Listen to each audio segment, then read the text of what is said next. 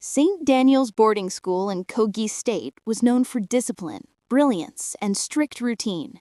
But on one strange Wednesday night, the school's iron gates were found wide open, the hostels empty, and the compound as silent as a graveyard. 300 children disappeared, vanishing without a single scream, struggle, or trace. Teachers claimed they heard a strange humming sound around midnight, like a generator running beneath the earth.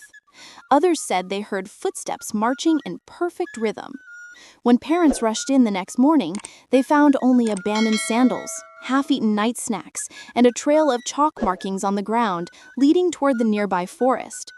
The police were baffled. No broken fences, no blood, nothing stolen. But an elderly night guard insisted he saw someone, a former teacher expelled years ago, walking out of the compound just before dawn, smiling strangely as though he had accomplished something evil. His name was Mr. Okaji, a science teacher fired after parents accused him of conducting strange midnight talent tests in the dormitories. He had disappeared from town afterward, but a market woman swore she saw him days before the incident, buying cowries, candles, and a strange red powder. Investigators traced unsettling clues: mutilated chickens behind the assembly hall, coded notes in dusty lockers, and textbooks with pages cut out to hide small clay idols. Rumors spread that Mr. Okaji once studied under a secret cult rumored to exchange human memories for power. But what terrified everyone most was the message found inside his old staff room locker. The children are not lost. They are awake. Parents demanded answers. Teachers whispered about a secret room beneath the school, built decades ago during the construction of the first hostel. But the school authorities denied everything. Headmistress Mrs. Adaku, respected by all, insisted she knew nothing. Yet investigators found inconsistencies in her story. She said she was away at a conference in Abuja the night the children vanished, but hotel records revealed she never checked in. She returned home late that night, smelling of smoke, her wrapper torn slightly at the edge. When questioned, she became nervous and defensive. But the biggest shock came from the school bursar, who quietly told investigators that Mrs. Adaku had recently withdrawn 10 million naira in cash from the school account for security upgrade. But the campus had no new cameras, no fences, nothing. Rumors began to spread. What if the headmistress wasn't trying to protect the children, but protect someone else? Worse, what if she wasn't the victim, but the architect of the entire disappearance? Still, she refused to answer one simple question. Why did she visit the forest behind the school 3 times that week? Local hunters always avoided Akpata Forest. They said it was the meeting place of something older than any tribe, something that didn't like visitors. The day investigators entered, the trees seemed unusually silent, the air thick with heat despite the Harmattan season. Then they found it. A massive, circular footprint, as if something heavy and ancient had risen from the ground.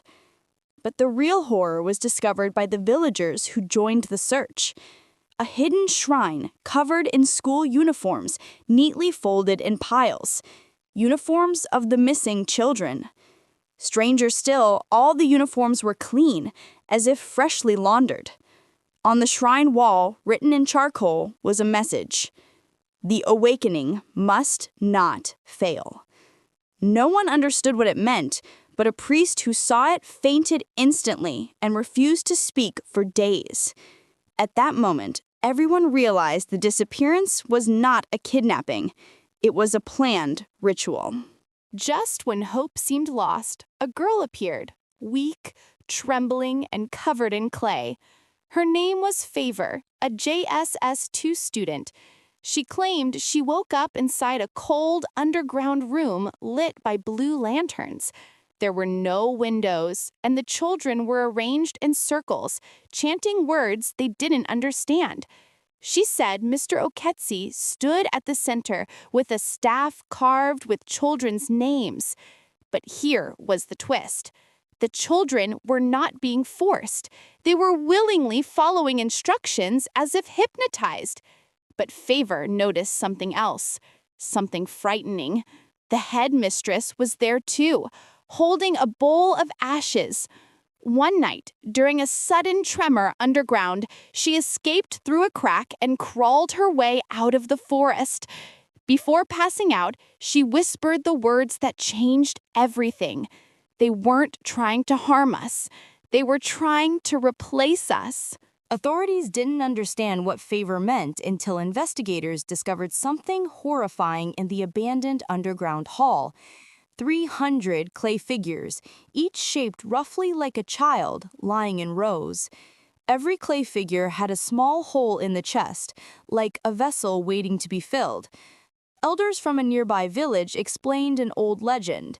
A cult once attempted to swap the souls of children with obedient vessels, creating a generation they could control completely. But the ritual required the presence of someone with a pure heart to anchor the exchange. The headmistress fit the description perfectly. Known throughout her youth as a kind, disciplined girl, she had been chosen long before she knew. But something went wrong. The ritual collapsed, the children vanished, and the cult members fled.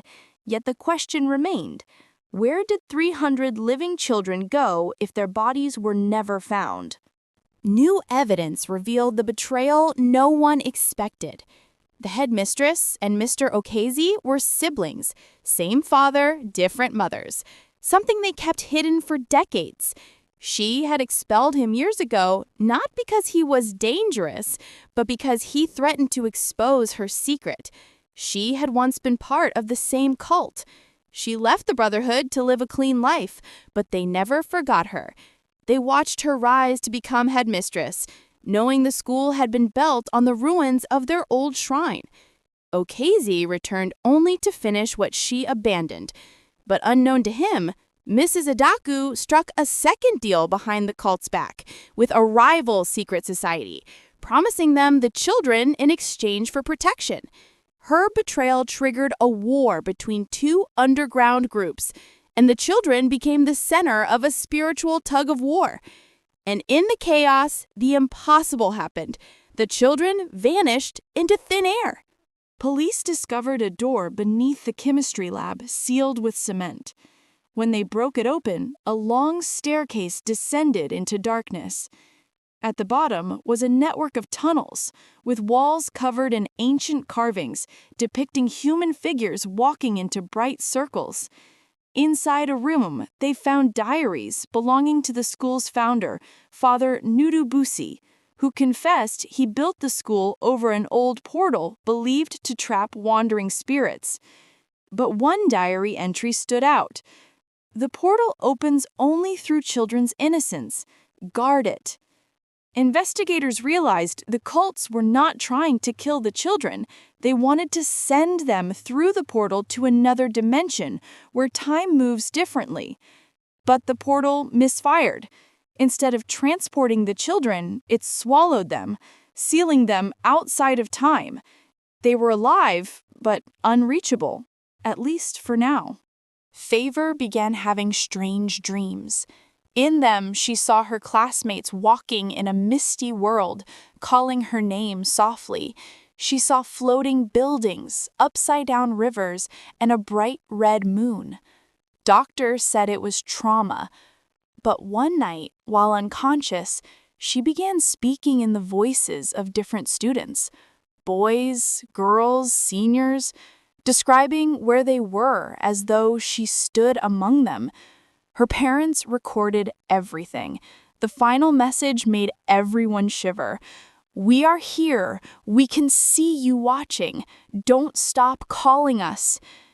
A spiritualist revealed that Favor had become the bridge, the only child whose soul didn't fully disconnect during the ritual. Through her dreams, the children were trying to return.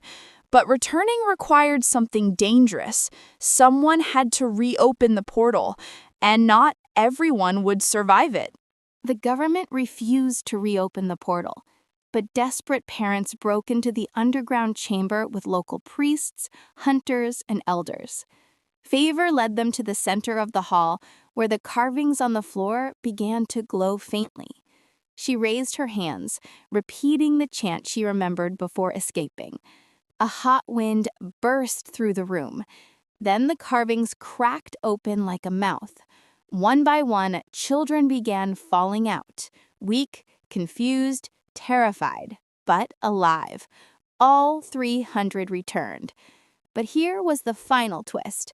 They came back exactly the same size, same height, same condition as the night they disappeared, even though months had passed. To them, it had been only 10 minutes. But the scandal didn't end there. Standing among the returning children was one extra child, a boy no one recognized, smiling with eyes that didn't look human. And when they asked his name, he whispered, "I came back because you opened the door. Others will follow." The mystery had only just begun.